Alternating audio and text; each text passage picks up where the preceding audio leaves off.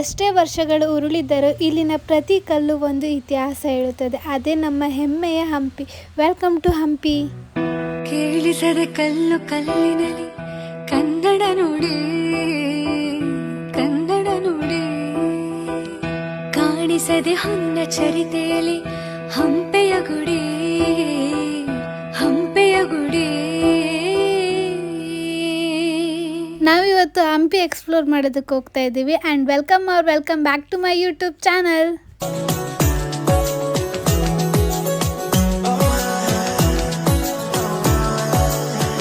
ನಮ್ಮ ಕಾಲೇಜಲ್ಲಿ ಇವಾಗ 1 ಮಂತ್ ವೆಕೇಶನ್ ಕೊಟ್ಟಿದ್ದಾರೆ. ನಾವೊಂದು ಚಿಕ್ಕ ಬ್ರೇಕ್ ತಗೊಳ್ಳೋಣ ಅಂತ ಹಂಪಿ ಎಕ್ಸ್ಪ್ಲೋರ್ ಮಾಡೋದಕ್ಕೆ ಹೋಗ್ತಾ ಇದ್ದೀವಿ. ನನಗೆ ಹಂಪಿನ ನೋಡಬೇಕು ಅಂತ ತುಂಬಾನೇ ಆಸೆ ಆಗಿತ್ತು. ನಾನು ಯಾಕೆ ಹೋಗ್ತಾ ಇದ್ದೀನಿ, ಏನು ಇನ್ಸ್ಪೈರ್ ಆಗಿ ಹಂಪಿಗೆ ಹೋಗ್ತಾ ಇದ್ದೀನಿ ಅಂತ ನಿಮಗೆ ಮುಂದೆ ಗೊತ್ತಾಗುತ್ತೆ ಆ್ಯಂಡ್ ಮುಂದೆ ಹೇಳ್ತೀನಿ. ನಾನು ಇವಾಗ ಅಟ್ ಪ್ರೆಸೆಂಟ್ ಬೆಂಗಳೂರು ಮೆಜೆಸ್ಟಿಕ್ ಅಲ್ಲಿ ಇದ್ದೀನಿ. ಇಲ್ಲಿಂದ ನಾನು ಹೊಸಪೇಟೆಗೆ ಹೋಗ್ತೀನಿ, ಅಲ್ಲಿಂದ ಹಂಪಿಗೆ. ನಮ್ಮ ಜರ್ನಿ ಹೇಗಿರುತ್ತೆ ಅಂತ ನಿಮ್ಮ ಒಟ್ಟಿಗೆ ಶೇರ್ ಮಾಡ್ತೀನಿ, ಬನ್ನಿ ಹೋಗುವ. ಬಸ್ಸಲ್ಲಿ ಟೈಮ್ ಪಾಸ್ ಮಾಡೋದಕ್ಕೆ ಬುಕ್ ಓದ್ತಾ ಇದ್ದೀನಿ ಅಂತ ಅಲ್ಲ, ನನ್ನ ಬ್ಲಾಗಲ್ಲಿ ನೀವು ನೋಡ್ಬೋದು. ನನಗೆ ಕನ್ನಡ ಪುಸ್ತಕ ಓದೋದು ಅಂದ್ರೆ ತುಂಬಾನೇ ಇಷ್ಟ.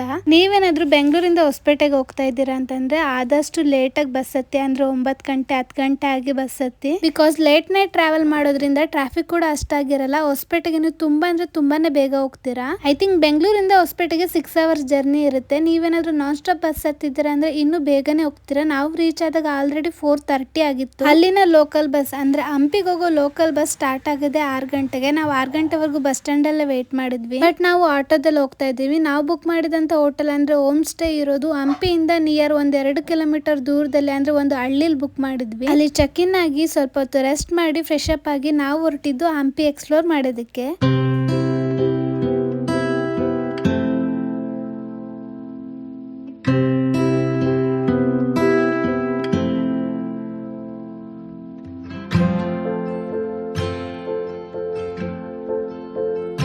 ನೀವು ಹಂಪಿ ಎಕ್ಸ್ಪ್ಲೋರ್ ಮಾಡ್ತಾ ಇದ್ರಿ ಅಂದ್ರೆ ಸೈಕಲ್, ಸ್ಕೂಟಿ, ಬೈಕ್ ಯಾವ್ದಾದ್ರು ರೆಂಟ್ ತಗೋಬಹುದು. ನಾವು ಹೊಸ ಎಕ್ಸ್ಪೀರಿಯನ್ಸ್ ಮಾಡೋಣ ಅಂತ ಸೈಕಲ್ ತಗೊಂಡ್ವಿ. ಇಲ್ಲಿ ಫಾರಿನರ್ಸ್ ಜಾಸ್ತಿ ಬರೋದ್ರಿಂದ ಫಾರಿನರ್ಸ್ ಒಂದ್ ರೇಟ್ ಹೇಳ್ತಾರೆ, ನಮಗೊಂದ್ ರೇಟ್ ಹೇಳ್ತಾರೆ. ಆದಷ್ಟು ನೀವು ಬಾರ್ಗಿನ್ ಮಾಡಿ. ಅಂಡ್ ನಮಗೆ ಸೈಕಲ್ ಸಿಕ್ಕಿದ್ದು ಪರ್ ಪರ್ಸನ್ 150 ತಗೊಂಡ್ರು. ನಾವು ಸೈಕಲ್ ರೆಂಟ್ ತಗೊಂಡಿದ್ದು ಬೆಳಗ್ಗೆ. ನೀವು ಮಧ್ಯಾಹ್ನ ಅಥವಾ ಬೆಳಗ್ಗೆ ತಗೊಳ್ಳಿ, ಸಂಜೆ ಅಷ್ಟರಲ್ಲಿ ರಿಟರ್ನ್ ಮಾಡ್ಬೇಕಾಗುತ್ತೆ. ಪರ್ ಡೇಗೆ 150 ಹೇಳ್ತಾರೆ. ಯಾರೇ ಆಗ್ಲಿ ಹಂಪಿಗೆ ಫಸ್ಟ್ ಬಂದ್ರೆ ಎಲ್ಲಿಗೆ ಹೋಗ್ತಾರೆ? ವಿರೂಪಾಕ್ಷ ಟೆಂಪಲ್ಗೆ. ನಾವು ಕೂಡ ಅಲ್ಲಿಗೆ ಹೋಗ್ತಾ ಇದ್ವಿ, ಬನ್ನಿ ಹೋಗೋಣ.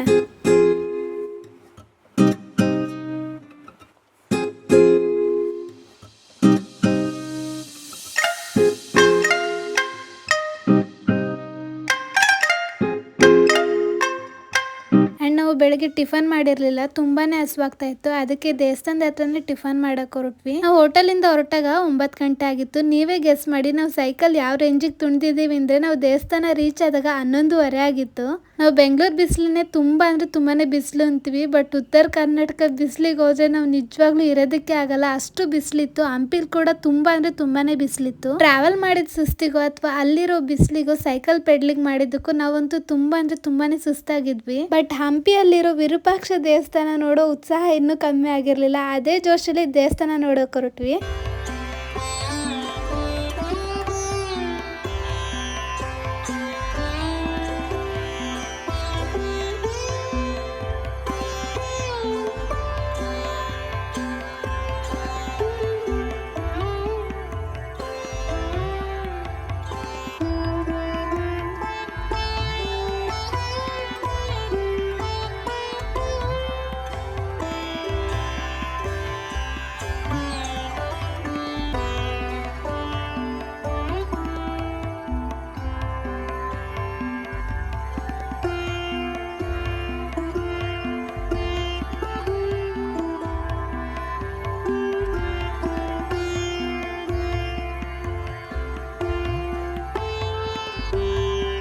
ನೀವು ವಿರೂಪಾಕ್ಷ ದೇವಸ್ಥಾನದ ಮುಖ್ಯ ದ್ವಾರ ರೀಚ್ ಆದಾಗ ಅಲ್ಲಿ ನಿಮಗೆ ಪರ್ ಪರ್ಸನ್ 25 ರೂಪೀಸ್ ಚಾರ್ಜ್ ಮಾಡಿ ಒಂದು ಟಿಕೆಟ್ ಕೊಡ್ತಾರೆ. ಈ ಟಿಕೆಟ್ ಇಂದ ನೀವು ಬೇಗನೆ ದರ್ಶನ ಮಾಡ್ಕೋಬಹುದು. ಅಂಡ್ ನೀವು ಟಿಕೆಟ್ ಬೇಡ ಫ್ರೀ ದರ್ಶನ ಮಾಡ್ತೀವಿ ಅಂದ್ರೆ ಫ್ರೀ ದರ್ಶನ ಕೂಡ ಇರುತ್ತೆ. ನಾವು ಹೋದಾಗ ದೇವಸ್ಥಾನದ ಬಾಗ್ಲ ಹಾಕಿತ್ತು. ಬಟ್ ತುಂಬಾ ಅಲ್ದೆಲ್ಲ ಇದ್ರು, ಸ್ವಲ್ಪ ಅದು ಜನ ಇದ್ದೇ ಇದ್ರು. ಫಾರಿನರ್ಸ್ ಕೂಡ ಇದ್ರು. ನಾವು ದರ್ಶನ ಸಿಗಲ್ಲ ಅಂತ ಅನ್ಕೊಂಡಿದ್ವಿ, ಬಟ್ ದರ್ಶನ ಸಿಕ್ತು. ತುಂಬಾನೇ ಚೆನ್ನಾಗಾಯ್ತು. ನಾವು ಎಲ್ಲಿಗೆ ಹೋದ್ರು ಆ ಸ್ಥಳದ ಇತಿಹಾಸ ತಿಳ್ಕೊಳ್ಳೇಬೇಕಾಗತ್ತೆ. ಆ್ಯಂಡ್ ಬನ್ನಿ ತಿಳ್ಕೊಳ್ಳೋಣ. ಇಲ್ಲಿನ ಪ್ರತಿ ಕಲ್ಲು ಶಿಲೆ ಕೂಡ ಮೌನವಾಗಿ ಮಾತಾಡುತ್ತವೆ ಮತ್ತು ನಮ್ಮ ಹೆಮ್ಮೆಯ ವಿರೂಪಾಕ್ಷ ದೇವಸ್ಥಾನ ನಮ್ಮ ಇತಿಹಾಸ ಹೇಳುತ್ತೆ. ಈ ಮಾಡರ್ನ್ ಯುಗದಲ್ಲಿ ಎಲ್ಲ ಟೆಕ್ನಾಲಜಿ ಬಳಸಿ ಕೂಡ ಈ ಆರ್ಕಿಟೆಕ್ಚರ್ ನಾವು ರೀಕ್ರಿಯೇಟ್ ಮಾಡೋದಕ್ಕಾಗುತ್ತೋ ಇಲ್ವೋ ಗೊತ್ತಿಲ್ಲ. ಆ ಕಾಲದಲ್ಲಿ ಯಾವುದೇ ಟೆಕ್ನಾಲಜಿ ಬಳಸದೆ ಈಗೆಲ್ಲ ಕ್ರಿಯೇಟ್ ಮಾಡಿದ್ದಾರೆ ಅಂದ್ರೆ ನಿಜವಾಗ್ಲೂ ಮೆಚ್ಚಲೇಬೇಕು. ಅಂಡ್ ಅವರು ಕೆತ್ತಿರುವಂತ ಕೆತ್ತನೆಗಳಾಗ್ಲಿ ಶಿಲೆಗಳಾಗ್ಲಿ ಏನೇ ಆಗ್ಲಿ ಎಷ್ಟು ಹೊಗಳಿದ್ರೂ ಕಮ್ಮಿನೇ. ನಾವು ವಿರೂಪಾಕ್ಷ ದೇವಸ್ಥಾನದಲ್ಲಿ ದರ್ಶನ ಮುಗಿಸ್ಕೊಂಡು ಪಕ್ಕದಲ್ಲೇ ಇರೋ ಪಂಪಾದೇವಿ ಹಾಗೂ ಭುವನೇಶ್ವರಿ ದೇವಿ ದರ್ಶನ ಮಾಡ್ಕೊಂಡ್ವಿ. ಆ ಎರಡು ದೇವಸ್ಥಾನ ದರ್ಶನ ಆದ್ಮೇಲೆ ಈ ದೇವಸ್ಥಾನಕ್ಕೆ ಆಲ್ಮೋಸ್ಟ್ ನೀವು ಹೋಗಿರಲ್ಲ ಅಂತ ಅನ್ಸುತ್ತೆ. ಪಕ್ಕದಲ್ಲೇ ಗುಲಗಂಜಿ ಮಾಧವ ಸ್ವಾಮಿ ದೇವಸ್ಥಾನ ಅಂತ ಇದೆ. ಈ ದೇವಸ್ಥಾನನ 16ನೇ ಶತಮಾನದಲ್ಲಿ ಕಾಶಿಗೆ ಹೋಲಿಸಿದ್ರು ಅಂದ್ರೆ ನೀವು ನಂಬ್ತೀರಾ? ಬನ್ನಿ ಹೋಗೋಣ, ಹೇಗಿದೆ ಅಂತ ನೋಡೋಣ.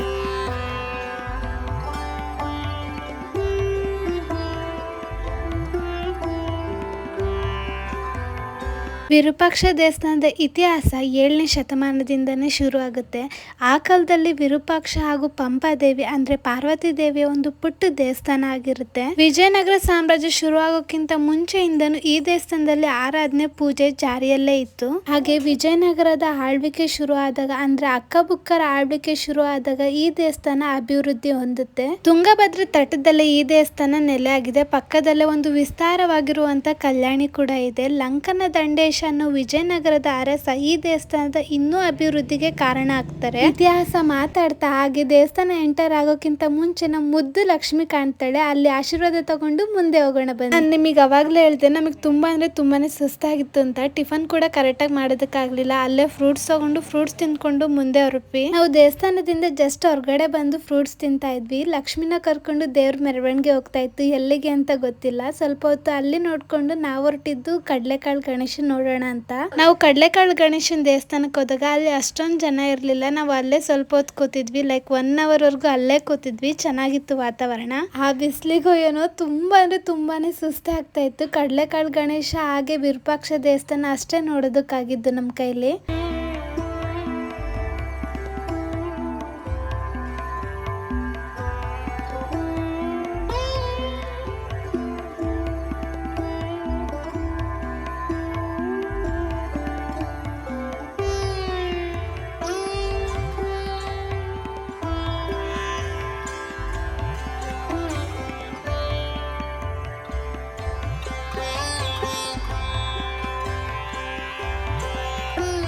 ಹಂಪಿಗೆ ಬರೋದಕ್ಕೆ ಏನ್ರಿಂದ ಇನ್ಸ್ಪೈರ್ ಆಗಿದ್ದೆ ಅಂತ ನಿಮಗೆ ಹೇಳ್ತೀನಿ ಅಂತ ಹೇಳಿದ್ದೆ. ಅದಕ್ಕೆ ಮುಖ್ಯ ಕಾರಣ ಈ ಪುಸ್ತಕ. ಯಾವ ಪುಸ್ತಕ ಅಂದ್ರೆ ವಸುಧೇಂದ್ರ ಅವ್ರು ಬರ್ದಿರೋ ಅಂತ ತೇಜೋ ತುಂಗಭದ್ರ. ಆ ಪುಸ್ತಕ ಓದಿನಿ ನಾನು ಹಂಪಿನ ನೋಡ್ಬೇಕು, ಅದ್ರ ಬಗ್ಗೆ ತಿಳ್ಕೊಬೇಕು ಅಂತ ತುಂಬಾ ಅಂದ್ರೆ ತುಂಬಾನೇ ಆಸಕ್ತಿ ಬಂದಿದ್ದು. ನಮ್ಮ ಹಂಪಿ ಎಕ್ಸ್ಪ್ಲೋರ್ ಡೇ 1 ಎಂಡ್ ಮಾಡುವಂತ ಸಮಯ ಬಂತು. ಮಧ್ಯಾಹ್ನನೇ ರೂಮಿಗೆ ಹೊರಟ್ವಿ. ತುಂಬಾನೇ ಸುಸ್ತಾಗಿತ್ತಲ್ಲ. ಸಂಜೆ ಆಗಿ ಸೈಕಲ್ ರಿಟರ್ನ್ ಮಾಡೋಣ ಅಂತ ಬಂದ್ವಿ. ಸೈಕಲ್ ರಿಟರ್ನ್ ಮಾಡಿ ಅಲ್ಲೇ ಹತ್ರದಲ್ಲೇ ಒಂದು ಹೋಟೆಲ್ ಅಲ್ಲಿ ಊಟ ಮಾಡೋಣ ಅಂತ ಹೊರಟ್ವಿ. ನೀವೇ ನೋಡ್ತಾ ಇದ್ದೀರ ಎಷ್ಟು ರೇಟ್ ಇದೆ ಅಂತ ಹೇಳಿ. ಹೇಗಿದ್ರು ಊಟ ಮಾಡ್ಲೇಬೇಕು. ತುಂಬಾನೇ ಹಸಿವಾಗಿತ್ತು. ನಾವ್ ಆರ್ಡರ್ ಮಾಡಿದ್ದು ವೆಜ್ ಫ್ರೈಡ್ ರೈಸ್ ಜೊತೆಗೆ ಎಗ್ ಫ್ರೈಡ್ ರೈಸ್ ಹಾಗೆ ನ್ಯೂಡಲ್ಸ್ ಆರ್ಡರ್ ಮಾಡಿದ್ವಿ. ಊಟ ಮುಗಿಸ್ಕೊಂಡು ನಿಧಾನಕ್ಕೆ ಮಾತಾಡ್ಕೋತ ನಮ್ಮ ಹೋಮ್ ಸ್ಟೇ ಕಡೆ ಹೊರಟ್ವಿ. ಇವತ್ತು ಚಂದ್ರ ಕೂಡ ತುಂಬಾ ಅಂದ್ರೆ ತುಂಬಾನೇ ಚೆನ್ನಾಗಿ ಕಾಣಿಸ್ತಾ ಇದ್ದ.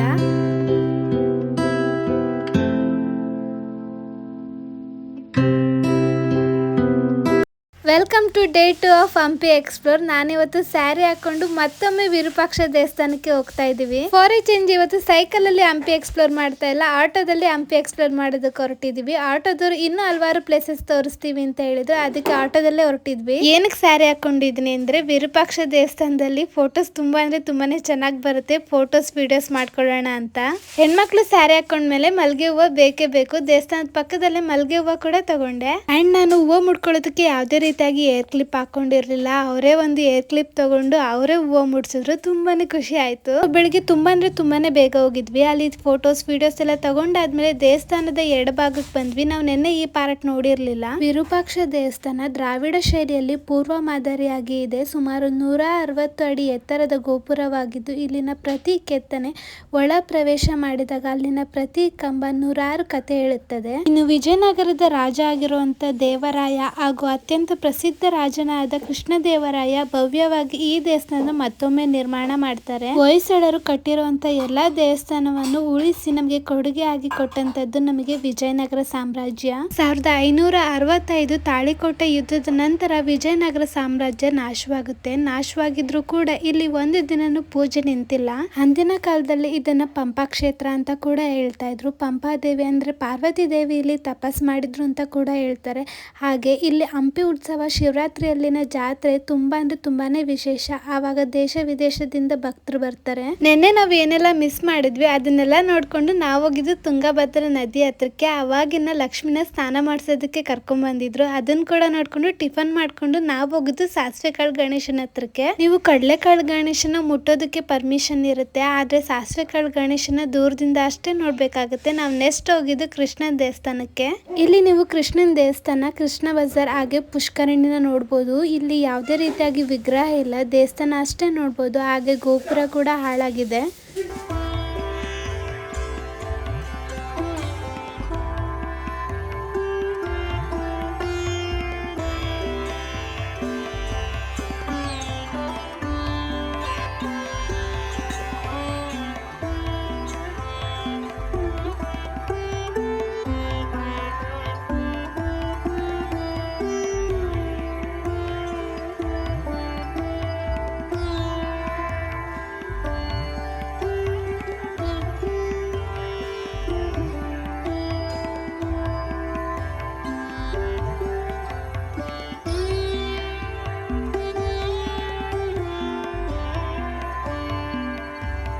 ನೆಕ್ಸ್ಟ್ ನಾವು ಹೊರಟಿದ್ದು ಸುಂದರವಾಗಿ ಕೆತ್ತಿರುವಂತ ಉಗ್ರ ನರಸಿಂಹನ ನೋಡೋದಕ್ಕೆ. ಇದು ಕೂಡ ಡ್ಯಾಮೇಜ್ ಆಗಿದೆ. ಡ್ಯಾಮೇಜ್ ಆಗಕ್ಕಿಂತ ಮುಂಚೆ ಲಕ್ಷ್ಮಿ ಕೂಡ ಇದ್ರು.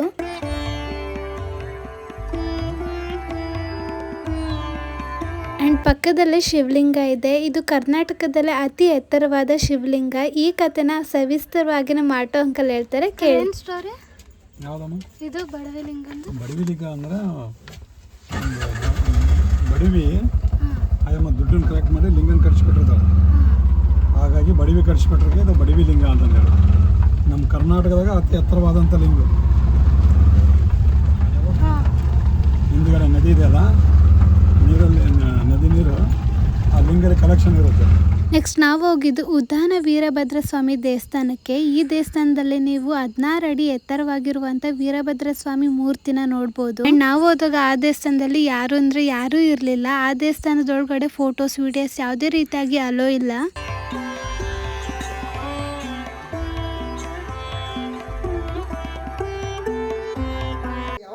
ಅಂದ್ರೆ ರಾಮಾಯಣ ಕಾಲದಲ್ಲಿ ರಾಮದೇವರು ಯುದ್ಧದಲ್ಲಿ ಗೆದ್ದು ಬಿಡ್ತಾರ. ಯುದ್ಧದಲ್ಲಿ ಗೆದ್ದ ಮೇಲೆ ಅವ್ರ ಶಿಷ್ಯದಲ್ಲಿ ಕರೆದು ಅವ್ರಿಗೆ ಕೇಳಿದ್ದೆಲ್ಲ ಕೊಡ್ತಿರ್ತಾರೆ. ಒಳ್ಳೆ ನಿಂಗೆ ಅನುಗ್ರಹ ಮಾಡೋದು ಕೇಳು, ನಿನ್ಗೆ ಒಳ್ಳೇದಾಗುತ್ತೆ ಅಂತ. ಆಗಲಿ ಗುರು ಅಂತಾರೆ. ರಾಮದೇವ್ರ ಹತ್ರ ಹೋಗ್ತಾರೆ. ಆಂಜನೇಯ ನಿನಗೆ ಸಕಲ ಸಂಪತ್ತು ತಗೋ ಆಂಜನೇಯ ಅಂತಾರೆ. ನನಗೆ ಸಂಪತ್ತು ಬೇಡ ಗುರುವೆ, ನನಗೆ ಇಷ್ಟಲಿಂಗ ಅನುಗ್ರಹ ಮಾಡು ಅಂತಾನೆ. ಆ ಶಕ್ತಿ ನನ್ನಲ್ಲಿಲ್ಲಪ್ಪ, ವಿರೂಪಾಕ್ಷೇಶ್ವರ ಹತ್ರ ಹೋಗಿ ಕೇಳು ಅಂತಾನೆ. ವಿರೂಪಾಕ್ಷೇಶ್ವರ ಹತ್ರ ಹೋಗಿ ಕೇಳಿದರೆ ನನ್ನ ಆತ್ಮಲಿಂಗನೇ ರಾವಣಾಸುರ ಕೊಟ್ಟಿದ್ದೆ, ನನಗೆ ಕೊಡೋಕ್ಕಾಗೋದಿಲ್ಲ ಅಂತ ಹೇಳ್ತಾನೆ. ಆಗ ಭೃಗು ಮಹಾರೇಶ್ ಅಂತ ಬರ್ತಾನೆ. ಆತ ಹೇಳ್ತಾನೆ, ಯೋಗ್ಯವಾದ ದೇವದಂದ್ರೆ ಉದ್ದಾನ ವೀರಭದ್ರ ಆತ್ಮ ತಪಸ್ಸು ಮಾಡು ಅಂತ. ಆ ಟೈಮ್ನಲ್ಲಿ ತಪಸ್ಸು ಸಿಕ್ಕುತ್ತಾ ಇಲ್ಲಿ ಪ್ರತ್ಯಕ್ಷ ಇವರೇ ಇಷ್ಟಲಿಂಗ ಅನುಗ್ರಹ ಮಾಡಿದ್ರು ಅಂತ ಆ ಕಥೆಯಲ್ಲಿ ಇದು ಬರುತ್ತೆ. ಅಲ್ಲಿ ದರ್ಶನ ಕತೆ ಕೇಳಿದ ನಂತರ ನಾವು ಹೋಗಿದ್ದು ಪಕ್ಕದಲ್ಲೇ ಇರುವಂತ ಚಂಡಿಕೇಶ್ವರ ದೇವಸ್ಥಾನಕ್ಕೆ. ಇಲ್ಲಿ ಯಾವುದೇ ರೀತಿಯಾಗಿ ಫೋಟೋಸ್ ವಿಡಿಯೋಸ್ ಅಲೋ ಇರೋದಿಲ್ಲ. ನೆಕ್ಸ್ಟ್ ಪ್ಲೇಸಿಗೆ ಹೋಗ್ತಾ ಆಟೋ ಅಂಕಲ್ ನಿಲ್ಸಿ ಒಂದು ಪ್ಲೇಸ್ ಬಗ್ಗೆ ಹೇಳಿದ್ರು. ಆ ಕತೆನ ನೀವೇ ಕೇಳಿ. ಇಬ್ಬರು ಹಂಪಿಯನ್ನು ಬೈದಿದ್ದಾರಂತೆ ಅವರು. ಹೌದಾ? ಹಂಪಿಗೆ ಏನಿದೆ, ಎಲ್ಲಿಡಿದು ಬರೀ ಕಲ್ಲು ಬೆಟ್ಟ ಗುಡ್ಡ ಬಿಟ್ಟು ಹಂಪಿಲಿ ಏನಿಲ್ಲ. ಆಳು ಹಂಪಿಗೆ ಹೋಗ್ತಿದ್ದು ಸುಮ್ಮನೆ ಪಂಪೆಯಲ್ಲಿ ಚೆನ್ನಾಗಿತ್ತಲ್ಲ ಅಂದ್ರಂತೆ ಅವರು. ಹಂಗೆ ಅಂದಿದ್ಕ ಋಷಿ ಶಾಪ ಹೋಗ್ತದೆ. ನೀವೇ ಕೇಳಿದ್ರಲ್ಲ, ಅಕ್ಕ ತಂಗಿಯವರು ಹಂಪಿ ನೋಡೋದಕ್ಕೆ ಬಂದಾಗ ಈ ಹಂಪಿಲಿ ಏನಿದೆ ಹಂಪಿ ಹೋಗಿ ಆಳು ಕೊಂಪೆ ಆಗ್ಲಿ ಅಂತೇಳಿ ಶಾಪ ಕೊಟ್ಟಿರ್ತಾರೆ. ಅದಕ್ಕೆ ಋಷಿ ಕೂಡ ಅವರು ಕಲ್ಲಾಗ್ಲಿ ಅಂತ ಶಾಪ ಕೊಟ್ಟಿರ್ತಾರೆ. ಅದನ್ನ ಇವಾಗ ಸಿಸ್ಟರ್ ಸ್ಟೋನ್ ಅಂತ ಹೇಳ್ತಾರೆ. ನೆಕ್ಸ್ಟ್ ನಾವು ಹೋಗಿದ್ದು ಶಿವನ್ ದೇವಸ್ಥಾನಕ್ಕೆ. ಅಲ್ಲಿ ನೀವು ಒಂದು ವಿಚಿತ್ರವಾದ ಸಂಗತಿನ ನೋಡ್ಬೋದು. ದೇವಸ್ಥಾನದ ಗರ್ಭಗುಡಿ ಒಳಗಡೆ ನೀರು ತುಂಬಿದೆ, ಹಾಗೆ ಒಳಗಡೆ ಶಿವಲಿಂಗ ಇದೆ. ಹಾಗೆ ದೇವಸ್ಥಾನದ ನೀರು ತುಂಬಾ ಅಂದ್ರೆ ಒಂಥರ ಸ್ಮೆಲ್ ಬರುತ್ತೆ. ಅದು ದೇವಸ್ಥಾನದ ಒಳಗಡೆ ತುಂಬಾ ಬ್ಯಾಟ್ ಅಂದ್ರೆ ಬಾಹುಲಿಗಳಿದೆ. ಈ ದೇವಸ್ಥಾನದಲ್ಲಿ ಇಲ್ಲಿ ಯಾವುದೇ ರೀತಿಯಾಗಿ ಪೂಜೆ ನಡೀತಾ ಇಲ್ಲ. ನಾವು ಗರ್ಭಗುಡಿವರೆಗೂ ಹೋಗ್ಬೋದು. ಕೆಲವೊಂದಿಷ್ಟು ಜನ ಗರ್ಭಗುಡಿವರೆಗೂ ಹೋಗಿ ವಿಡಿಯೋ ಮಾಡಿ ಹಾಕಿದ್ದನ್ನ ನೋಡಿದ್ದೆ. ನಾವು ಅಲ್ಲಿವರೆಗೂ ಹೋಗ್ಲಿಲ್ಲ, ಸ್ವಲ್ಪ ಭಯ ಆಯ್ತು. ಅಲ್ಲಿನೇ ಬಸವಣ್ಣ ಇದೆ, ಅದನ್ನ ನೋಡ್ಕೊಂಡು ಹೊರಗಡೆ ಬಂದ್ವಿ. ನಾವು ಹೋಗ್ಬೇಕಾದ್ರೆ ಗಮನಿಸಿರ್ಲಿಲ್ಲ. ಇಲ್ಲಿನ ಗೋಪುರ ನೀವು ನೋಡ್ಬೋದು, ಇದು ಕೂಡ ಡ್ಯಾಮೇಜ್ ಆಗಿದೆ. ಮೊದ್ಲು ಇದು ಕೂಡ ದೊಡ್ಡ ಗೋಪುರ ಇತ್ತಂತೆ, ಇವಾಗ ಡ್ಯಾಮೇಜ್ ಆಗಿದೆ. ನೀವು ಡ್ಯಾಮೇಜ್ ಆದ್ಮೇಲೆ ನೋಡ್ಬೋದು ಹೇಗ್ ಕಾಣುತ್ತೆ ಅಂತ. ನಾವು ಆಟೋದಲ್ಲಿ ಎಲ್ಲಾ ಪ್ಲೇಸ್ ನೋಡೋದಕ್ಕೆ ಹೋಗಿದ್ವಿ. ಎಲ್ಲಾ ಪ್ಲೇಸ್ ಅಲ್ಲಿ ನಿಲ್ಲಿಸಿದಾಗ ಅಲ್ಲಿನ ಕಥೆನ ಆಟೋದವರೇ ಹೇಳ್ತಾ ಇದ್ರು. ನೆಕ್ಸ್ಟ್ ಹೋಗಿದ್ದು ತುಂಬಾ ಪ್ರಚಲಿತವಾದ ಲೋಟಸ್ ಮಹಲ್ ಅಂದ್ರೆ ಕಮಲಾ ಮಹಲ್ಗೆ. ನೀವು ಲೋಟಸ್ ಮಹಲ್ಗೆ ಎಂಟರ್ ಆಗ್ಬೇಕು ಅಂದ್ರೆ ಇಲ್ಲಿ ಟಿಕೆಟ್ ತಗೋಬೇಕಾಗುತ್ತೆ. ಇಲ್ಲಿ ನೀವು ಆನ್ಲೈನ್ ಅಲ್ಲಿ ಕೂಡ ಟಿಕೆಟ್ ತಗೋಬಹುದು. ಹಾಗೆ ಇಲ್ಲಿ ಒಂದ್ ಸರ್ತಿ ಟಿಕೆಟ್ ತಗೊಂಡ್ರೆ 3 ಪ್ಲೇಸ್ ನೋಡಬಹುದು. ಯಾವ್ದಾ 3 ಪ್ಲೇಸಸ್ ಅಂದ್ರೆ ಲೋಟಸ್ ಮಹಲ್, ಹಾಗೆ ಮ್ಯೂಸಿಯಂ, ಜೊತೆಗೆ ಕಲ್ಲಿನ ರಥ ನೋಡ್ಬೋದು. ಹಾಗಾಗಿ ಟಿಕೆಟ್ ಕಳ್ಕೋಬೇಡಿ.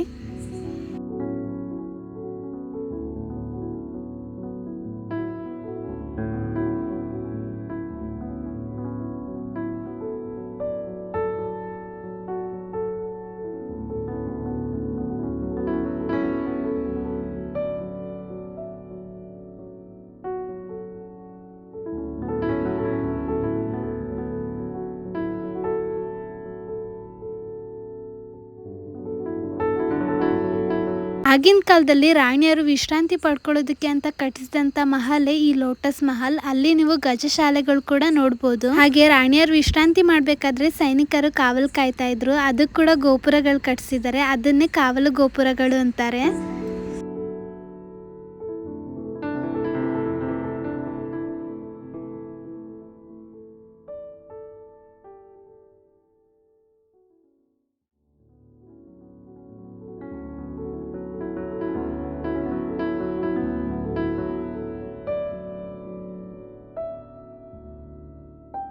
ನೆಕ್ಸ್ಟ್ ನಾವು ಹೋಗಿದ್ದು ಅಜರ ರಾಮಚಂದ್ರ ದೇವಸ್ಥಾನಕ್ಕೆ. ಇಲ್ಲಿ ನೀವು ದೇವಸ್ಥಾನದೊಳಗಡೆ ಪೂರ್ತಿಯಾಗಿ ರಾಮಾಯಣನ ಕೆತ್ತನೆ ಮಾಡಿದ್ದಾರೆ. ಈ ದೇವಸ್ಥಾನ ಕೂಡ ಡ್ಯಾಮೇಜ್ ಆಗಿದೆ. ಹಾಗೆ ಈ ದೇವಸ್ಥಾನದೊಳಗಡೆ ಯಾವುದೇ ರೀತಿಯಾಗಿ ವಿಗ್ರಹ ಇಲ್ಲ. ಇಲ್ಲಿ ನೀವು ರಾಮನ್ ದೇವಸ್ಥಾನ ಹಾಗೆ ಸೀತಾದೇವಿ ದೇವಸ್ಥಾನ ಕೂಡ ನೋಡ್ಬೋದು.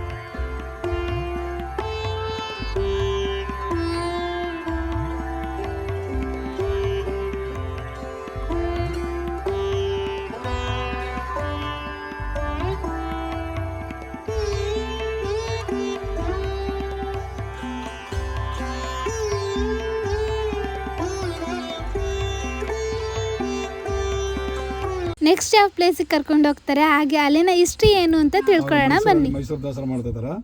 ಅದ್ರ ಮೇಲ್ಗಡೆ 9 ದಿವಸ ಚಾಮುಂಡಿದು ವಿಗ್ರಹ ಇಟ್ಬಿಟ್ಟು ಪೂಜೆ ಮಾಡ್ತಾರಂತ. ಅವಾಗ ಬಿಫೋರ್ ಇಲ್ಲಿಂದನೇ ಸ್ಟಾರ್ಟ್ ಆಗುತ್ತೆ.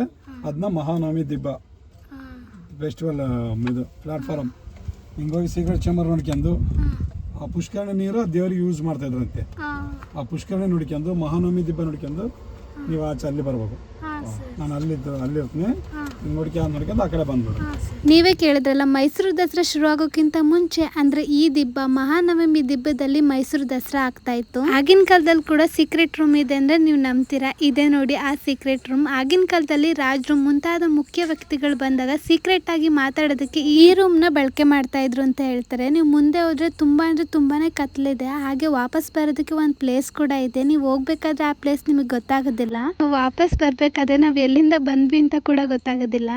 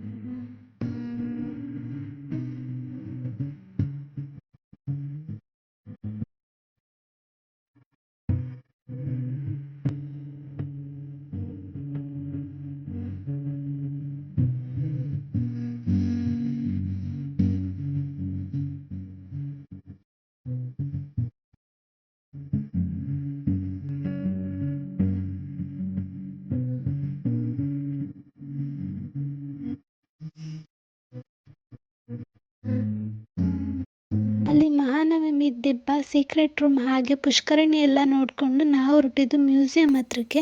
ನೀವು ಲೋಟಸ್ ಮಹಲ್ ಅಲ್ಲಿ ಯಾವ ಟಿಕೆಟ್ ಯೂಸ್ ಮಾಡಿದ್ರು ಇಲ್ಲೂ ಕೂಡ ಅದೇ ಟಿಕೆಟ್ ಯೂಸ್ ಮಾಡಬೇಕಾಗುತ್ತೆ. ಈ ಮ್ಯೂಸಿಯಂ ಅಲ್ಲಿ ನೀವು ವಿಡಿಯೋ ಅಲೋ ಇರೋದಿಲ್ಲ, ಫೋಟೋ ಮಾತ್ರ ಅಲೋ ಇರುತ್ತೆ. ಹಾಗೆ ಇಲ್ಲಿ ನೀವು ಆಗಿನ ಕಾಲದಲ್ಲಿ ಯೂಸ್ ಮಾಡ್ತಿದ್ದಂತ ಕಾಯಿನ್ಸ್ ಹಾಗೆ ಸಿಕ್ಕಿರುವಂತ ಶಿಲೆಗಳು ಎಲ್ಲಾನು ಸ್ಟೋರ್ ಮಾಡಿ ಇಟ್ಟಿದ್ದಾರೆ. ಬನ್ನಿ ಎಲ್ಲದನ್ನೂ ಒಂದ್ ಕಡೆಯಿಂದ ನೋಡ್ಕೊಂಡಿದ್ದೀನಿ.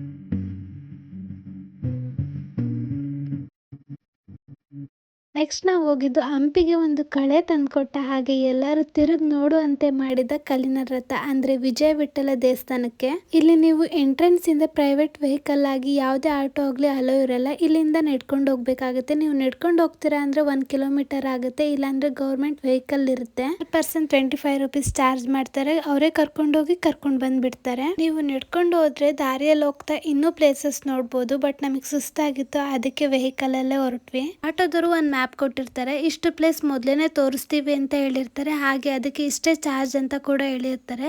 ಅವ್ರು ತೋರಿಸಿದ್ರಲ್ಲಿ ಇದು ಕೊನೆ ಪ್ಲೇಸ್ ಆಗಿರುತ್ತೆ. ನೀವು ವಿರೂಪಾಕ್ಷ ಟೆಂಪಲ್ ಇಂದ ಸ್ಟಾರ್ಟ್ ಮಾಡಿ ನಿಧಾನಕ್ಕೆ ಎಲ್ಲಾ ಪ್ಲೇಸ್ ನೋಡ್ತೀವಿ ಅಂತಂದ್ರೆ ಸಂಜೆ ಆಗೇ ಆಗುತ್ತೆ. ಅಂಡ್ ಆಟೋದವ್ರು ಕೂಡ ಸಂಜೆ ಆಗುತ್ತೆ ಅಂತ ಹೇಳಿದ್ರು. ಬಟ್ ನಾವು 2 ಗಂಟೆ ಅಷ್ಟರಲ್ಲಿ ಎಲ್ಲಾ ಪ್ಲೇಸ್ ನೋಡಿದ್ವಿ. ಇದು ವಿಠಲನ ದೇವಸ್ಥಾನ ಅಂದ್ರೆ ಕೃಷ್ಣನ ದೇವಸ್ಥಾನ. ನೀವ್ ಇವಾಗ ಏನ್ ನೋಡ್ತಾ ಇದ್ದೀರಾ, ಇದೇ ನಮ್ಮ ಹೆಮ್ಮೆಯ ಕಲ್ಲಿನ ರಥ. ಇದನ್ನ ನೀವು 50 ರೂಪಾಯಿ ನೋಟಲ್ಲಿ ಕೂಡ ನೋಡ್ಬೋದು. ಇದು ಕೃಷ್ಣನಿಗೆ ಸಂಬಂಧಿಸಿದಂತ ವಾಹನ. ಹಾಗೆ ಈ ಕಲ್ಲಿನ ರಥ ಸೇರಿಸಿ ಭಾರತದಲ್ಲಿ ಇನ್ನೂ 3 ಕಲ್ಲಿನ ರಥಗಳಿದೆ. ಎಲ್ಲೆಲ್ಲಿ ಇದೆ ಅಂದ್ರೆ ಕರ್ನಾಟಕದ ಹಂಪಿಯಲ್ಲಿ ಒಂದಿದ್ರೆ, ತಮಿಳುನಾಡು ಮಹಾಬಲೇಶ್ವರದಲ್ಲಿ ಒಂದಿದೆ, ಹಾಗೆ ಒರಿಸ್ಸಾದಲ್ಲಿ ಕೂಡ ಇದೆ. ಕಲ್ಲಿನ ರಥ ನೋಡ್ಕೊಂಡು ಅಲ್ಲೇ ಇರುವಂತ ದೇವಸ್ಥಾನದ ಕಡೆ ಹೊರಟ್ವಿ. ಈ ದೇವಸ್ಥಾನದಲ್ಲಿ ಕೂಡ ಯಾವುದೇ ರೀತಿಯಾಗಿ ವಿಗ್ರಹಗಳಿಲ್ಲ. ಇವಾಗಿನ ಮಹಾರಾಷ್ಟ್ರ ಪಂಡರಾಪುರದಲ್ಲಿರೋ ಪಾಂಡುರಂಗ ವಿಠಲ ಆಗಿನ ಕಾಲದಲ್ಲಿ ಈ ದೇವಸ್ಥಾನದ ಗರ್ಭಗುಡಿಯಲ್ಲಿ ಪೂಜೆ ಸಲ್ಲಿಸ್ತಾ ಇದ್ರು ಅಂತ ಅಂದ್ರೆ ನೀವು ನಂಬ್ತೀರಾ? ಹೌದು, ಇವಾಗಿನ ಪಂಡರಾಪುರದಲ್ಲಿ ಇರೋ ವಿಗ್ರಹ ಈ ಗರ್ಭಗುಡಿ ಅಂದ್ರೆ ಇವಾಗ ನೋಡ್ತಾ ಇದ್ದೀರಾ ಇದೇ ಗರ್ಭಗುಡಿಯಲ್ಲಿ ಪೂಜೆ ಸಲ್ಲಿಸ್ತಾ ಇದ್ರು. ಇಲ್ಲಿಂದ ಆ ವಿಗ್ರಹನ ತಗೊಂಡೋಗಿ ಅಲ್ಲಿ ಪೂಜೆ ಸಲ್ಲಿಸೋದಕ್ಕೆ ಶುರು ಮಾಡಿದ್ರು. ಮ್ಯೂಸಿಕ್ ಪಿಲ್ಲರ್ ಕೂಡ ನೋಡ್ಬೋದು. ನಾನು ಅದನ್ನ ವಿಡಿಯೋ ಮಾಡಿಲ್ಲ. ಅದನ್ನೆಲ್ಲ ನೋಡ್ಕೊಂಡು ಅದೇ ವೆಹಿಕಲ್ ಅಲ್ಲಿ ನಾವು ವಾಪಸ್ ಬಂದ್ವಿ. ಅವ್ರು ಎಲ್ಲಿಂದ ಕರ್ಕೊಂಡು ಹೋಗಿರ್ತಾರೋ ಅಲ್ಲಿಗೆ ತಂದು ಬಿಡ್ತಾರೆ. ಹಾಗೆ ಅಲ್ಲೇ ಸುತ್ತಮುತ್ತ ತುಂಬಾ ಅಂಗಡಿಗಳಿದೆ, ನೀವು ಶಾಪಿಂಗ್ ಕೂಡ ಮಾಡ್ಬೋದು. ತುಂಬಾ ಸುಸ್ತಾಗಿತ್ತು ಅಂತ ಒಂದು ಕಬ್ನಲ್ಲಿ ಕುಡಿದು ವಾಪಸ್ ಹೊರಟ್ವಿ. ನಾವು ಅನ್ಕೊಂಡಿದ್ದಕ್ಕಿಂತ ಬೇಗನೆ ಎಲ್ಲಾ ಪ್ಲೇಸ್ ನೋಡಿದ್ವಿ. ಹಾಗೆ ಇನ್ನೂ ಟೈಮ್ ಇತ್ತು. ನಾಳೆ ಅಂಜನಾದ್ರಿ ಪಂಪಾ ಸರೋವರ ನೋಡ್ಬೋದು ಅಂತ ಅನ್ಕೊಂಡಿದ್ವಿ. ಇನ್ನೂ ಟೈಮ್ ಇತ್ತಲ್ಲ ಅಂತ ಹೇಳಿ 2 ಅವರ್ ರೆಸ್ಟ್ ಮಾಡಿ ಆದ್ಮೇಲೆ ಸಂಜೆ ಹಾಗೆ ಕರ್ಕೊಂಡು ಹೋಗ್ತೀವಿ ಅಂತ ಹೇಳಿದ್ರು ಆಟೋದವರು. ಅಂಡ್ ಅದಕ್ಕೆ ಸಪರೇಟ್ ಚಾರ್ಜ್ ಮಾಡ್ತೀವಿ ಅಂತ ಹೇಳಿದ್ರು. ಮಧ್ಯಾಹ್ನ ಊಟ ಇನ್ನೂ ಮಾಡಿರ್ಲಿಲ್ಲ. ಊಟ ಮುಗಿಸ್ಕೊಂಡು ರೂಮಿಗೆ ಹೋಗಿ ರೆಸ್ಟ್ ಮಾಡಿದ್ವಿ.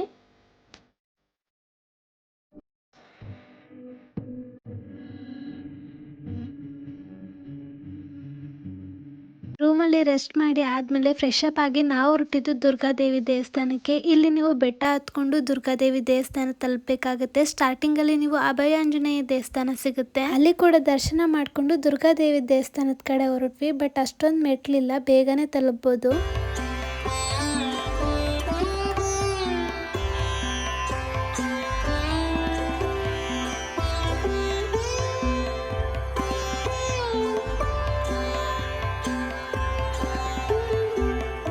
ದುರ್ಗಾದೇವಿ ದರ್ಶನ ಮಾಡಿದ ನಂತರ ಹಾಗೆ ಮುಂದೆ ಹೋದ್ರೆ ನೀವು ವಾಲಿ ಗುಹೆ ಕೂಡ ನೋಡ್ಬೋದು. ಅಂದ್ರೆ ವಾಲಿ ಹಾಗೂ ಮಾಯಾವಿ ರಾಕ್ಷಸ ಯುದ್ಧ ಮಾಡಿದಂತ ಸ್ಥಳ ಕೂಡ ನೋಡ್ಬೋದು. ವಾಲಿ ಹಾಗೂ ಮಾಯಾವಿ ರಾಕ್ಷಸ ಗುಹೆ ಒಳಗಡೆ ಯುದ್ಧ ಮಾಡೋ ಸಂದರ್ಭದಲ್ಲಿ ವಾಲಿ ಸಹೋದರ ಸುಗ್ರೀವ ಗುಹೆ ಹೊರಗೆ ಕಾವಲು ಕಾಯ್ತಾ ಇರ್ತಾರೆ. ಆ ಯುದ್ಧದಲ್ಲಿ ವಾಲಿ ಮಾಯಾವಿ ರಾಕ್ಷಸನ್ನ ಕೊಲ್ತಾನೆ. ಆ ಸಂದರ್ಭದಲ್ಲಿ ಮಾಯಾವಿ ರಾಕ್ಷಸ ಜೋರಾಗಿ ಶಬ್ದ ಮಾಡ್ತಾನೆ. ಈ ಕಡೆ ಹೊರಗಡೆ ಕಾವಲು ಕಾಯ್ತಿದ್ದಂತ ಸುಗ್ರೀವ ಮಾಯಾವಿ ರಾಕ್ಷಸನಿಂದ ವಾಲಿ ಹತನಾದ ಅಂತ ತಿಳ್ಕೊಂಡು ಗುಹೆ ಬಾಗ್ಲನ್ನ ಮುಚ್ಚುತ್ತಾನೆ. ಮಾಯಾವಿ ರಾಕ್ಷಸನ ಸಂಹಾರ ಮಾಡಿದಂತ ವಾಲಿ ಗುಹೆಯಿಂದ ಹೊರಗಡೆ ಬರ್ಬೇಕಾದ್ರೆ ಗುಹೆ ಬಾಗ್ಲು ಮುಚ್ಚಿದ್ದನ್ನ ಕಂಡು ಸುಗ್ರೀವನ್ ಮೇಲೆ ಅನುಮಾನ ಪಡ್ತಾರೆ, ಅಂದ್ರೆ ಅಪಾರ್ಥ ಮಾಡ್ಕೊಳ್ತಾರೆ. ಆದ್ರಿಂದ ಅದೇ ಗುಹೆಯಲ್ಲಿ ಬೇರೆ ಕಡೆ ಜಾಗ ಮಾಡ್ಕೊಂಡು ಹೊರಗಡೆ ಬರ್ತಾರೆ. ನೀವು ಆ ಜಾಗ ಕೂಡ ನೋಡ್ಬೋದು. ಅಂಡ್ ನೀವು ಅದ್ರ ಒಳಗಡೆ ಕೂಡ ಹೋಗ್ಬೋದು. ಅಲ್ಲಿಂದ ಮುಂದೆ ಬಂದ್ರೆ ನೀವು 12 ಜ್ಯೋತಿರ್ಲಿಂಗಗಳು ಒಂದೇ ಜಾಗದಲ್ಲಿ ನೋಡ್ಬೋದು. ಅಲ್ಲಿ ಕೂಡ ದರ್ಶನ ಮಾಡ್ಕೊಂಡು ಹೊರಗಡೆ ಬಂದ್ವಿ. ಅಲ್ಲಿಂದ ನಾವು ಹೊರಟಿದ್ದು ಪಂಪಾ ಸರೋವರಕ್ಕೆ. ನೀವು ಚಿಕ್ಕ ವಯಸ್ಸಲ್ಲಿ ರಾಮಂಗೋಸ್ಕರ ಶಬರಿ ಕಾಯ್ತಾ ಇದ್ರು ಅಂತ ಕೇಳಿರ್ತೀರಾ. ಆ ಶಬರಿ ಈ ಪಂಪಾ ಸರೋವರದಲ್ಲಿ ಒಂದು ಗುಹೆಯಲ್ಲಿ ರಾಮಂಗಾಗಿ ಕಾಯ್ತಾ ಇದ್ರು ಅಂದ್ರೆ ನಂಬ್ತೀರಾ? ಬನ್ನಿ ಹೋಗೋಣ, ನೋಡೋಣ ಆ ಗುಹೆ ಹೇಗಿದೆ ಅಂತ.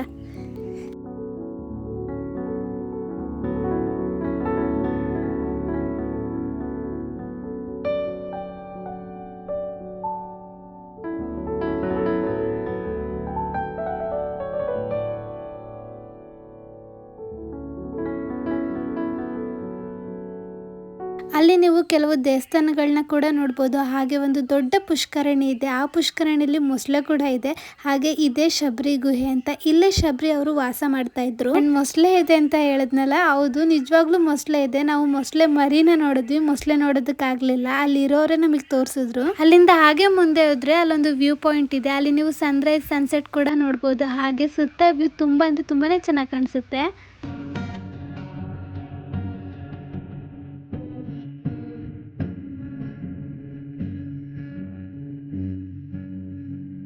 ಅಲ್ಲಿಂದ ನಾವು ಅಂಜನಾದ್ರಿ ಬೆಟ್ಟಕ್ಕೆ ಹೋದ್ವಿ. ಅದೊಂದು ಬೇರೆ ವಿಡಿಯೋ ಮಾಡಿನೇ ಅಪ್ಲೋಡ್ ಮಾಡಿದ್ದೀನಿ, ನೀವೇನಾದ್ರೂ ನೋಡಿಲ್ಲ ಅಂದ್ರೆ ಒಂದ್ಸರ್ತಿ ಚೆಕ್ ಮಾಡಿ. ಅಂಜನಾದ್ರಿಯಿಂದ ಬರುವಾಗ ತುಂಬಾನೇ ಟೈಮ್ ಆಯ್ತು. ಲೈಕ್ ಆಟೋದವರು ಆನೆಗುಂದಿ ಬಳಿ ಇರೋ ಚಿಂತಾಮಣಿ ಕೇವ್ಸ್ ಕೂಡ ಕರ್ಕೊಂಡು ಹೋಗ್ತೀವಿ ಅಂತ ಹೇಳಿದ್ರು. ಟೈಮ್ ಆಗಿದ್ರಿಂದ ಬೇರೆ ಪ್ಲೇಸ್ ತೋರಿಸ್ತೀವಿ ಅಂತ ಹೇಳಿದ್ರು. ಹಾಗಾಗಿ ಹತ್ರದಲ್ಲೇ ಒಂದು ಹಳ್ಳಿಯಲ್ಲಿ ಪುರಾತನ ಕಾಲದ ರಂಗನಾಥ ಸ್ವಾಮಿ ದೇವಸ್ಥಾನ ಇದೆ ಅಂತ ಹೇಳಿದ್ರು. ಅಂಡ್ ಅಲ್ಲಿ ಕೂಡ ಕರ್ಕೊಂಡು ಹೋದ್ರು. ಅಲ್ಲಿ ದರ್ಶನ ಮಾಡ್ಕೊಂಡು ಇನ್ನೊಂದು ಪ್ಲೇಸ್ ಕೂಡ ತೋರಿಸ್ತೀವಿ ಅಂತ ಹೇಳಿದ್ರು.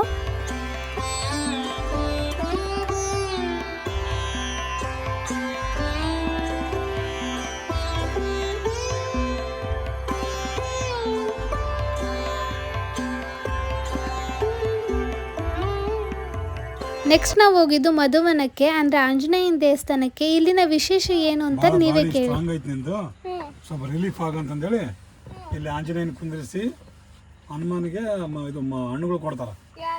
ಇವರು ರಾಮ ಅವರು ಲಂಕಾ ದಹನ ಮಾಡಿ ಬಂದಂತ ಆಂಜನೇಯ ಇದೇ ಜಾಗದಲ್ಲಿ ವಿಶ್ರಾಂತಿ ತಗೋತಾರೆ. ಅದೇ ಈ ಮಧುವನ.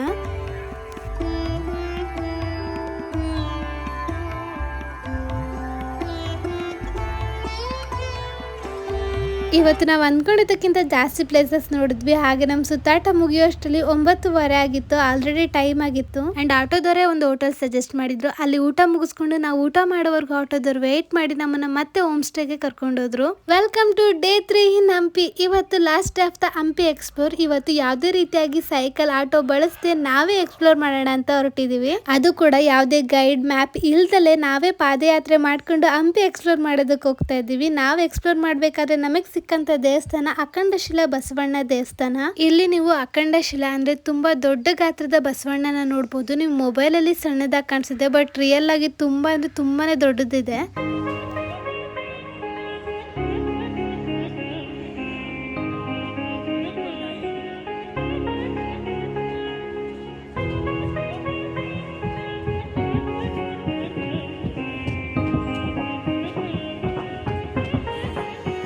ಈ ಸೈಡ್ ಆಫ್ ಹಂಪಿಯಲ್ಲಿ ಯಾರು ಜನ ಇರೋದೇ ಇಲ್ಲ, ಹಾಗೆ ಗೊತ್ತಿರೋರಷ್ಟೇ ಹೋಗ್ತಾರೆ. ಇಲ್ಲಿಂದ ನೀವು ವಿಜಯ ವಿಠಲ ಟೆಂಪಲ್ಗೆ ಕೂಡ ಹೋಗ್ಬೋದು, ಅಂದರೆ ಕಲ್ಲಿನ ರಥಕ್ಕೆ ಕೂಡ ಹೋಗ್ಬೋದು. ಇಲ್ಲಿ ನಾವು ಸಹಸ್ರಲಿಂಗ ನೋಡೋಣ ಅಂತ ಹೊರಟಿದ್ವಿ.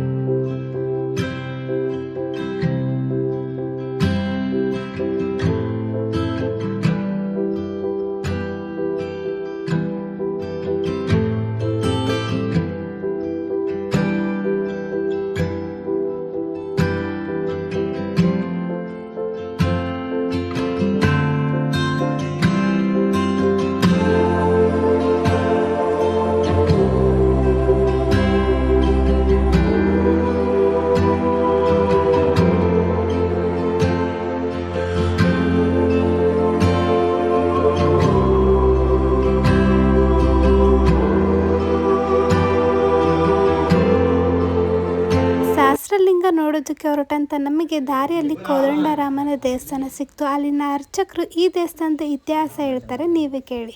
ಕೋದಂಡರಾಮಸ್ವಾಮಿ, ಕೋದಂಡ ಬಿಲ್ ಹಿಡಿದು ಕೋದಂಡರಾಮಸ್ವಾಮಿ, ಸೀತಾಮಠ, ಈ ಕಡೆ ಲಕ್ಷ್ಮಣ ದೇವರು, ಈ ಕಡೆಗೆ ಇರೋದು ಸುಗ್ರೀವ. ಇಲ್ಲಿ ಸುಗ್ರೀವಗೆ ಪಟ್ಟಾಭಿಷಿಕ್ತ ಆಗ್ತಾರೆ. ಪಟ್ಟಾಭಿಷಿಕ್ತ ಆದ ಸ್ಥಳ ಇದು. ಆ ಒಂದು ನೆನಪಿಗಾಗಿ ರಾವಣ ಸಂಹಾರ ಆದ ನಂತರ ಅಯೋಧ್ಯೆಗೆ ಹೋಗಬೇಕಾದಾಗ ಇಲ್ಲಿ ರಾಮಚಂದ್ರ ದೇವರನ್ನು ಪ್ರತಿಷ್ಠಾಪನೆ ಒಂದೇ ಶಿಲೆಯಲ್ಲಿ, ಅಖಂಡ ಶಿಲೆ ಅಂತ, ಒಂದೇ ಶಿಲೆ, ಏಕಶಿಲೆ ಒಳಗೆ ಇದು ಮಾಡಿ ಪ್ರತಿಷ್ಠಾಪನೆ, ರಾಮದೇವರೇ ಪ್ರತಿಷ್ಠಾಪನೆ ಮಾಡಿರತಕ್ಕಂತಹ ಮೂರ್ತಿ ಸುಗ್ರೀವನಿಂದ ಪ್ರತಿಷ್ಠಾಪಿಸಲ್ಪಟ್ಟಿದೆ. ರಾಮಚಂದ್ರ ದೇವರೇ ಪ್ರತಿಷ್ಠಾಪನೆ ಮಾಡಿರಬೇಕು, ತನ್ನ ಮೂರ್ತಿಯನ್ನು ತಾನೇ ಪ್ರತಿಷ್ಠಾಪನೆ ಮಾಡಿರೋದು ವಿಶೇಷ. ಇಲ್ಲ ಬೇರೆಯವರು ಪ್ರತಿಷ್ಠಾಪನೆ ಮಾಡ್ತಾರೆ, ತನ್ನ ಅದಕ್ಕಾಗಿ ವಿಶೇಷ ಗರ್ಭಗುಡಿ ವಿಜಯನಗರ ಸಾಮ್ರಾಜ್ಯದ ಕಾಲದೊಳಗೆ. ಆಮೇಲೆ ಇಲ್ಲೆಲ್ಲ ಮಂಟಪಗಳು ಹಾಕ್ಸಿರ್ತೀವಿ. ನೀವೇ ನೋಡ್ತಾ ಇದ್ದೀರಲ್ಲ ದೇವಸ್ಥಾನದ ವಿಗ್ರಹಗಳು ಎಷ್ಟು ಸುಂದರವಾಗಿದೆ, ಹಾಗೆ ದೇವಸ್ಥಾನ ಕೂಡ ಅಷ್ಟೇ ವಿಶಾಲವಾಗಿ ಹಾಗೆ ಸುಂದರವಾಗಿ ಕೂಡ ಇದೆ. ಈ ದೇವಸ್ಥಾನದಲ್ಲಿ ಕೂಡ ಯಾವುದೇ ರೀತಿಯಾಗಿ ಫೋಟೋಸ್ ವಿಡಿಯೋಸ್ ಅಲೋ ಇರೋದಿಲ್ಲ. ಅರ್ಚಕರನ್ನ ಪರ್ಮಿಷನ್ ತಗೊಂಡು ಫೋಟೋಸ್ ಹಾಗೆ ವಿಡಿಯೋಸ್ ಮಾಡ್ಕೊಂಡ್ವಿ. ಅಲ್ಲಿಂದ ನೀವು ಮುಂದೆ ಹೋದ್ರೆ ಅಲ್ಲೇ ನೀವು ಸೂರ್ಯನ ದೇವಸ್ಥಾನ ಹಾಗೆ ಕೃಷ್ಣನ ದೇವಸ್ಥಾನ ಜೊತೆಗೆ ಯಂತ್ರೋದ್ಧಾರಕ ಆಂಜನೇಯನ ದೇವಸ್ಥಾನ ಕೂಡ ನೋಡ್ಬೋದು. ನಾವು ಯಂತ್ರೋದ್ಧಾರಕ ಆಂಜನೇಯನ ದೇವಸ್ಥಾನಕ್ಕೆ ಹೋದಾಗ ಕ್ಲೋಸ್ ಆಗಿತ್ತು, ಆಲ್ರೆಡಿ 2 ಗಂಟೆ ಆಗಿತ್ತು. 3 ಗಂಟೆಗೆ ಮತ್ತೆ ಓಪನ್ ಮಾಡ್ತೀವಿ ಅಂತ ಅರ್ಚಕರೇ ಹೇಳಿದ್ರು. ಹಾಗೆ ಬಾಗ್ಲಲ್ಲಿ ಒಂದು ಪುಟ್ಟ ಕಂಡಿ ಇದೆ, ಅಲ್ಲಿ ನೀವು ದೇವಸ್ಥಾನದ ವಿಗ್ರಹನ ನೋಡ್ಬೋದು ಅಂತ ಹೇಳಿದ್ರು. ಅದನ್ನ ಕೂಡ ನೋಡ್ಕೊಂಡು ಹಾಗೆ ಮುಂದೆ ಹೋದ್ರೆ ಅಲ್ಲೊಂದು ಪುಟ್ಟ ಕೃಷ್ಣನ ದೇವಸ್ಥಾನ ಇದೆ, ಅಲ್ಲಿ ದರ್ಶನ ಮಾಡ್ಕೊಂಡು ಸಹಸ್ರಲಿಂಗ ನೋಡೋದಕ್ಕೆ ಹೊರಟ್ವಿ. ನಮಗೆ ಸಹಸ್ರಲಿಂಗ ನೋಡೋದಕ್ಕೆ ರೂಟ್ ಗೊತ್ತಿರಲಿಲ್ಲ, ಅಲ್ಲಿನ ಅರ್ಚಕರನ್ನ ವಿಚಾರಿಸಿದಕ್ಕೆ ಅವರೇ ರೂಟ್ ಹೇಳಿದ್ರು. ಹಾಗೆ ಸಹಸ್ರಲಿಂಗ ತುಂಗಭದ್ರಾ ನದಿ ತಟದಲ್ಲೇ ಇರೋದ್ರಿಂದ ನೀವು ಬೋಟಲ್ ಕೂಡ ಹೋಗ್ಬೋದು. ಅಲ್ಲಿನ ಬೋಟ್ ವಿಚಾರಿಸಿದಕ್ಕೆ ಇವಾಗ ಆಗೋದಿಲ್ಲ, ಊಟಕ್ಕೆ ಹೋಗಿದ್ದಾರೆ ಅಂತ ಹೇಳಿದ್ರು. ಅದಕ್ಕೆ ನಡ್ಕೊಂಡೆ ಹೊರಟ್ವಿ.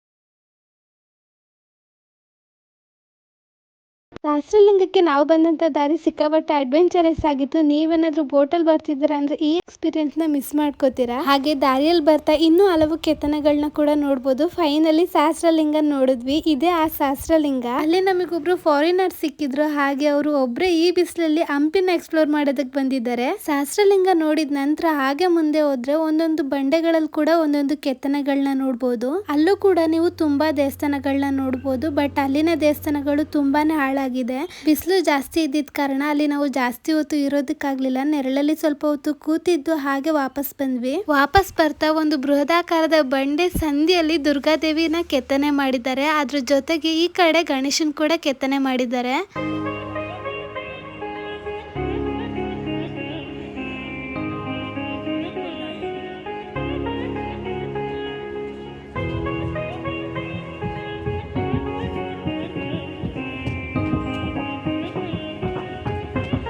ನೆಕ್ಸ್ಟ್ ನಾವು ನೋಡಿದ್ದು ಒಂದು ದೊಡ್ಡ ಬೃಹದಾಕಾರದ ಬಂಡೆ ಮೇಲೆ ಕೆತ್ತಿರುವಂತ ವಿಷ್ಣುವಿನ ಚಿತ್ರ. ಹಾಗೆ ಅಲ್ಲಿ ವಿಷ್ಣು, ಗರುಡ, ಆಂಜನೇಯ ಜೊತೆಗೆ ಲಕ್ಷ್ಮಿ ಕೂಡ ಇದ್ದಾರೆ.